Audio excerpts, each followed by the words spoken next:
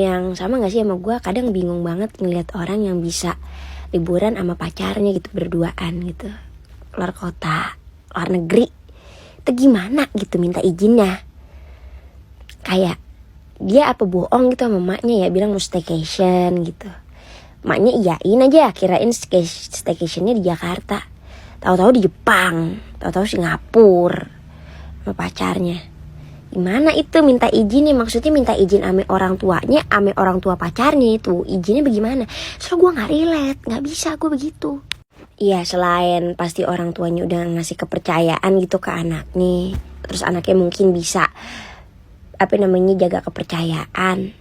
Cuma gak relate gitu sama gue tuh, gimana itu caranya tuh masih gue pikirin gimana. Soalnya gue nongkrong, gue jalan jam 7 malam, jam 9 malam atau jam 10 malam udah dibel sama mama gue. Di mana? Pulang udah malam. Lah itu baru nyampe itu ke tempatnya. Lah gue kan dari Bekasi, nyampe Jakarta. Kalau gue nongkrong Jakarta jam 8, setengah 9 baru nyampe. Belum ngobrol itu, baru mesen, disuruh pulang. Gimana itu izinnya? Tolong apa? Bilangin emak gue gitu ya. Tapi gak usah deh, gak apa-apa, ntar aja nunggu halal. Gimana sih caranya